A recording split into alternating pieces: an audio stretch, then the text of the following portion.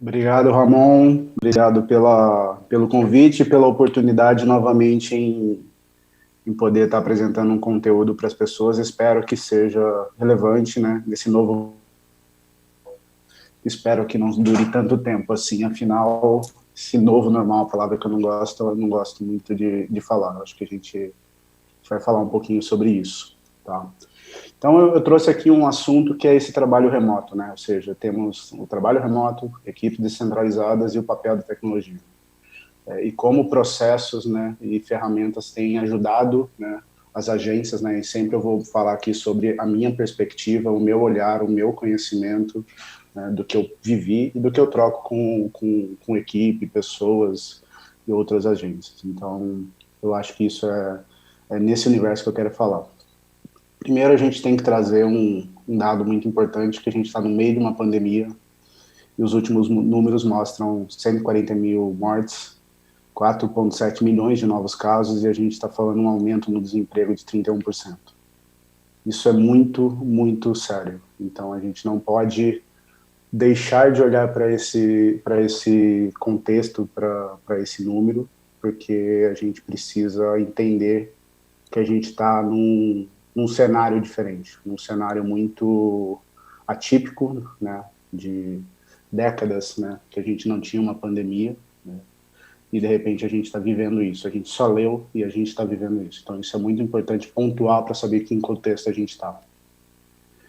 Suposto, a gente vai entrar agora na palestra, tá? Então, assim, capítulo 1 dessa palestra tem que falar sobre uma transformação na nossa rotina, ou seja, a gente vinha de um modelo e de repente tudo mudou. E eu tenho que pontuar algumas coisas. Para mim, para o Márcio, eu sinceramente no início vivi o Dia da Marmota. Não sei se alguém conhece esse filme, Groundhog, que é Groundhog Day, que é do Bill Murray. E ele vive exatamente um dia atrás do outro e os dias se repetem. E no começo foi muito isso. Né? Você está dentro da sua casa, você acorda todo dia, você vai para uma sala, para um lugar, um espaço que apareceu dentro da sua casa para se chamar de escritório, e você fica acordando, trabalhando, e isso se repete, se repete e se repete. Então, isso para mim foi o início de tudo isso. A gente tem que lembrar uma coisa muito importante. O que a gente está vivendo não é home office. Isso não é um home office. Da mesma forma que os nossos filhos não estão estudando ou em um ensino à distância, ou homeschooling, como alguns gostam de falar. O que a gente está vivendo agora são adaptações ao contexto atual. Né? Então, a gente não está nem home office e nem nossos filhos estão fazendo estudo à distância, ensino à distância dentro de casa. Então, a gente vem num modelo, né, que até o dia 13, né, de março desse ano, foi quando a gente saiu do escritório e acabou indo para casa, que a gente tinha muito bem definido o escritório, né, um local onde os funcionários, né, vai para a firma, né, como algumas pessoas gostam de dizer, né, e onde tem chefe, onde tem um monte de outros nomenclaturas, a gente se reúne com o propósito de trabalho e de entregar, né, e apoiar o objetivo dessa empresa. E eu tenho a minha casa, né? Ou seja, a minha, onde eu moro, o meu lar, ou qualquer coisa que eu possa dar nome para isso, que é meu, ou eu moro com a minha família, ou moro com amigos, mas isso era muito dividido. E a Publicis, ela fica num prédio que ficou muito icônico na Veja São Paulo sobre os Faria Limas, né?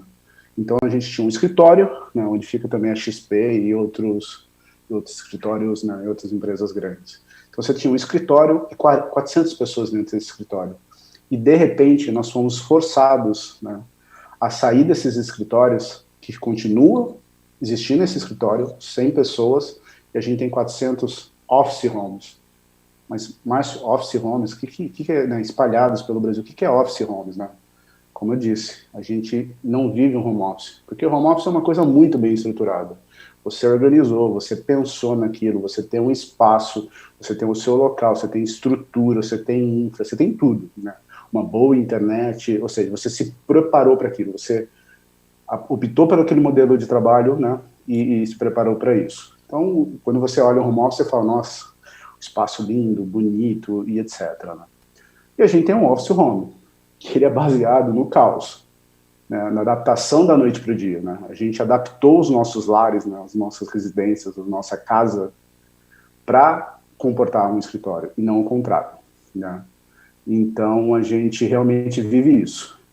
E a realidade é essa para muitas pessoas. Tem pessoas que não têm espaço, tem pessoas que estão vivendo com um filho pequeno, porque a escola não está funcionando, tem gente que não pode pagar, né, alguém para ajudar, né, ou trazer os pais, ou alguém que possa ajudar a cuidar dos filhos, ou então mora numa república, ou mora, né, nem todo mundo tem babá, né, isso é uma realidade não brasileira de todos, né, são algumas pessoas que podem ter, isso não é de domínio de todos e de acesso a todos, né, então a realidade é realmente um caos.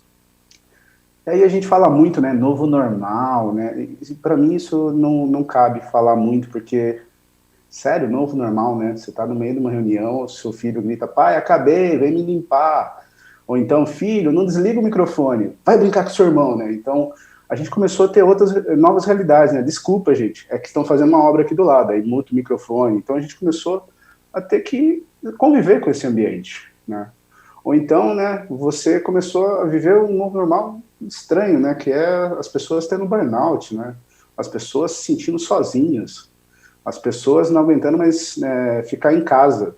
Porque tem gente que fala que está gostando. Sim, tem gente que realmente é ótimo. Né? Para mim, para quem acordava às 4 e chegava às 11 todo dia, porque mora em outra cidade, para mim está sendo um espetáculo. Eu estou podendo acordar um pouco mais tarde, estou podendo, entre aspas, dormir mais cedo. Infelizmente eu não consigo ainda. Mas tem pessoas que não aguentam mais ficar em casa, porque é insalubre, não consegue se concentrar, não convive muito bem com as pessoas dentro de casa. Então, a gente sai de um cenário que foi imposto para a gente, né? E a gente agora tem que se adaptar a ele, porque é o contexto que a gente está vivendo. E como que a gente pode se adaptar a isso? Eu vou dar um passo atrás, né? Quem trabalha com operação, projetos, né, dentro de uma empresa, sempre fica com esses três pilares, né, esses três atores para poder implementar qualquer coisa. Processos, tecnologia e pessoas. Sem isso, nada anda. Só que existem algumas junções que a gente sabe quando a gente está implementando um sistema, ou implementando um processo, ou tentando adaptar isso dentro da empresa. Processo e tecnologia sem pessoas é alienação. Você criou os processos, você criou tecnologia, você tem tudo isso e joga e acha que as pessoas vão usar. Esquece que existe ser humano, esquece que existe um contexto, né, de pessoas que precisam entender aquilo como oportunidade de uso.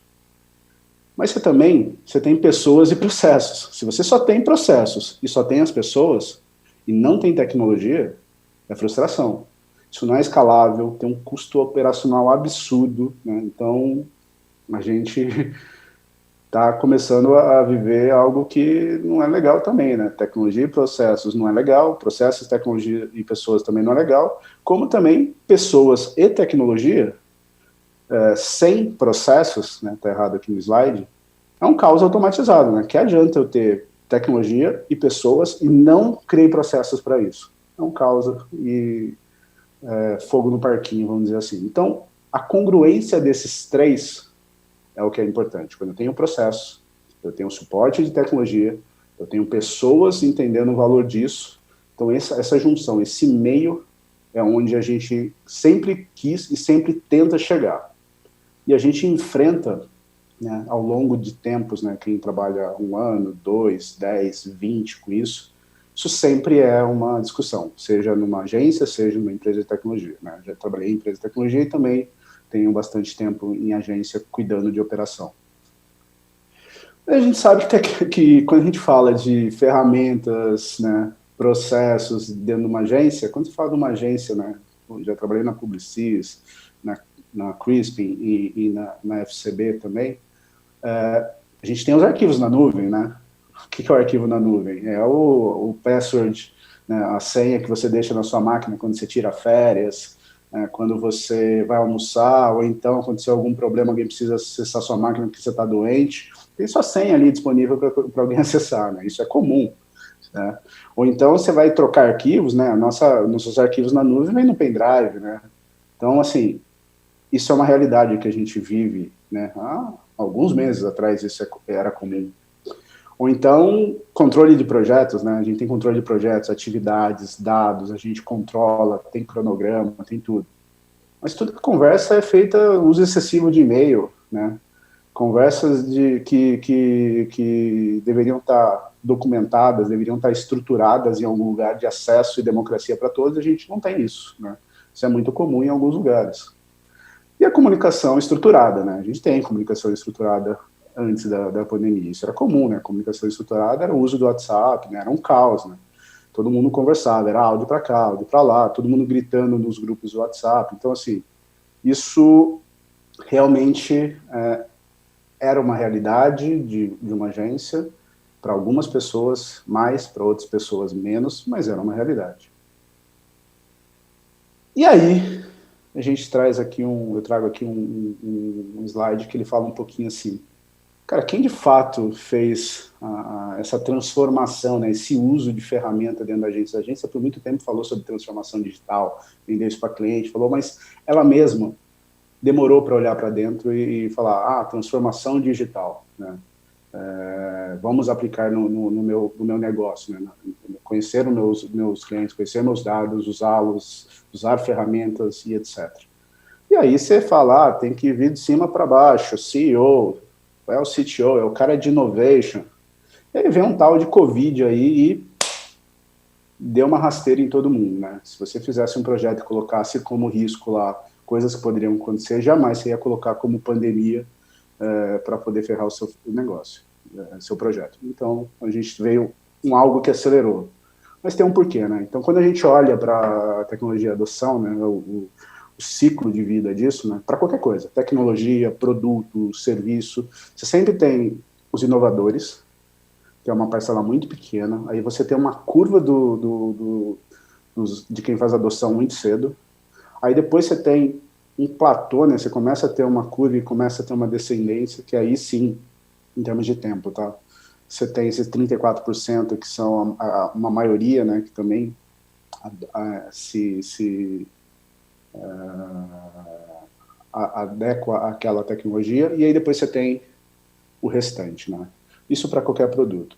Mas aí eu peguei um dado que é da McKinsey Digital, que me assustou um pouco e ele corrobora com o que eu tenho visto e o que eu tenho analisado. Que durante 8 semanas, né, da pandemia, a gente avançou 5 anos, né? E isso não só em uso de ferramentas, olhando para o consumidor. Quem não comprava no digital começou a comprar, quem tinha a loja começou a ter no digital, quem usava e-commerce quem não usava começou a ter, quem usava começou a acelerar, né? Então a gente começou a ver uma transformação em vários conceitos que a gente tinha, né? Que a gente não abria mão, não ia fazer e começou a fazer. Isso a gente começou a olhar também para as empresas e dentro das agências, né?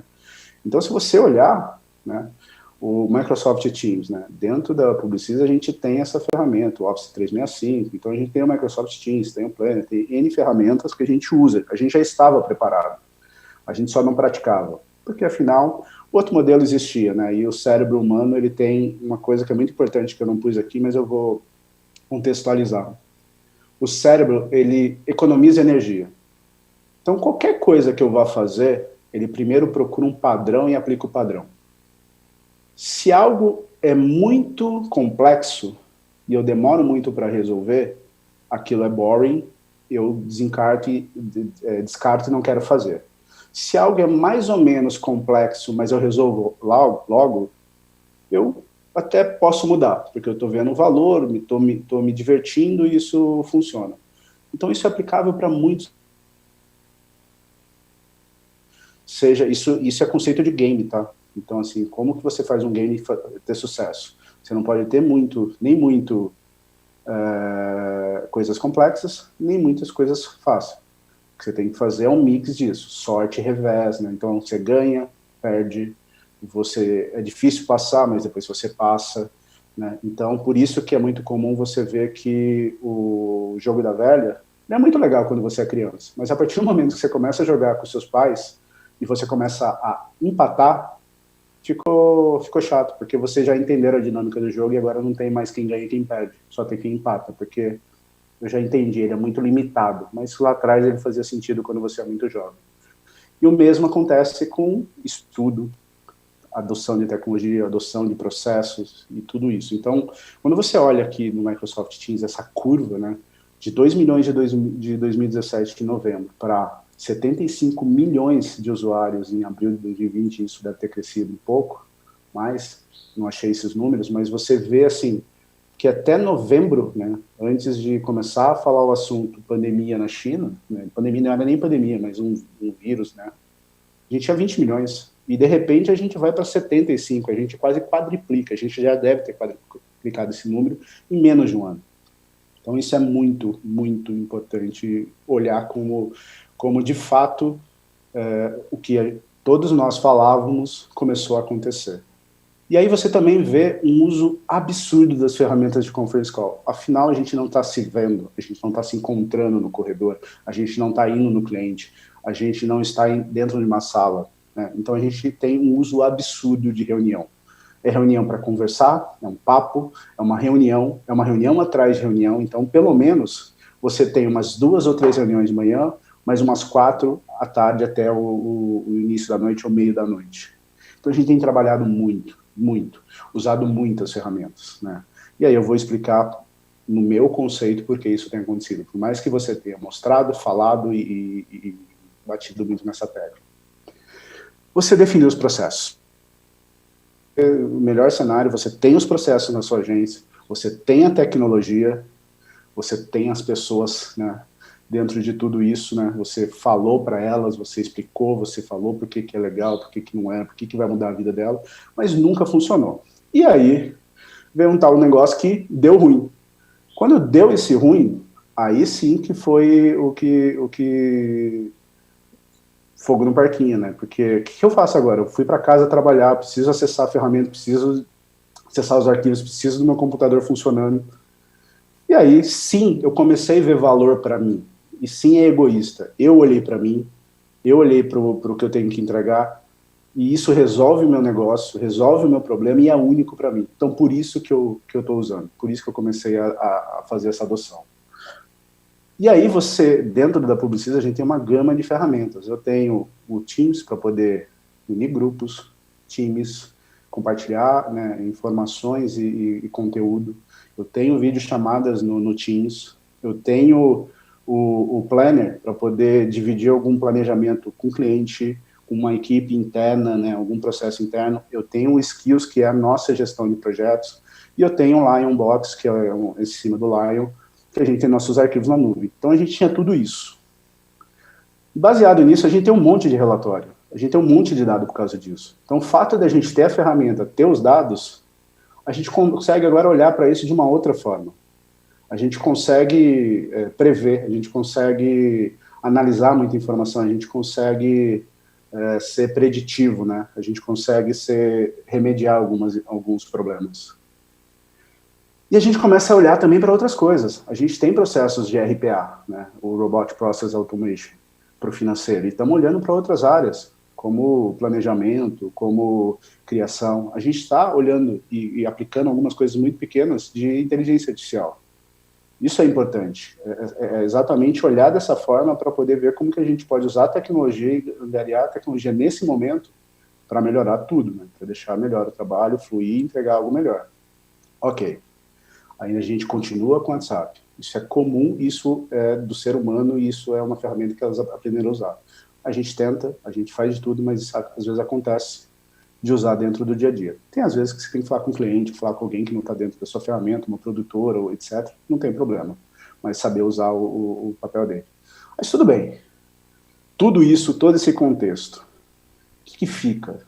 Será que a gente realmente vai viver o resto da vida nesse modelo? Né? O que a gente tem que aprender com tudo isso? Que a gente deu uma acelerada no uso de ferramenta e começou a usar de fato e ver valor.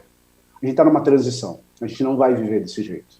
Esse é um momento que a gente está se adaptando, que o ser humano se adapta, para depois ele evoluir e entender o que ele vai fazer. Isso não é um novo normal. Isso é um contexto atual. Isso é o que está acontecendo agora. A gente vai evoluir, a gente vai fazer outras coisas, a gente vai aprender com tudo isso, mas não é isso que a gente vai viver no futuro a médio e longo prazo.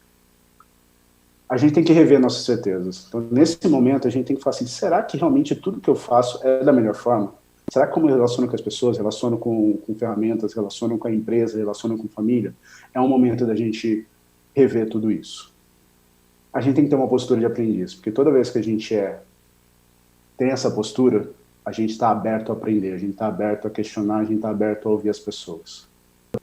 E a gente começa, de fato, a conviver com diversidade e diferença. A gente está vendo a casa das pessoas, a gente está entrando na casa das pessoas, a gente está entendendo a realidade das pessoas, a gente está entendendo as distâncias das casas das pessoas e das nossas realidades. Então a gente tem que aprender a viver com isso e abraçar isso. A gente tem novos modelos de trabalho. Então, talvez num novo mundo pós-pandemia, a gente vai começar a entender que talvez seja um mix de tudo isso. Há um mix de modelo em casa, um modelo num escritório, num coworking, em outra cidade, em outro país, contratando talentos de qualquer outro lugar do Brasil, não só focado dentro de São Paulo.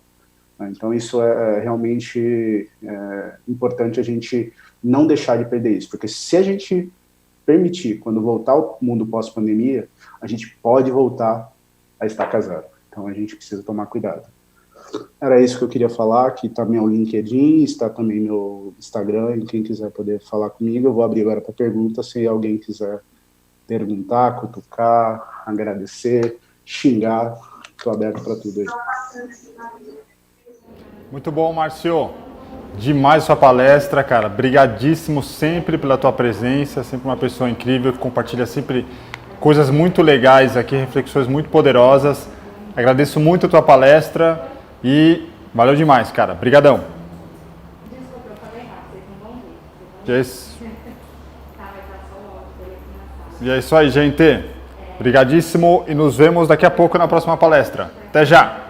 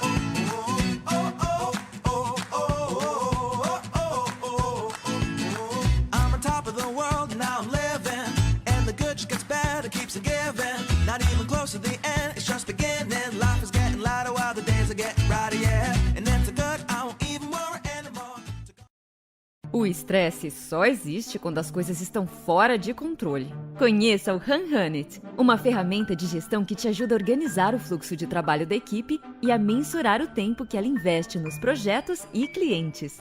Não perca tempo nem dinheiro. Use uma ferramenta profissional e tenha paz de espírito. Venha para o HunHunit.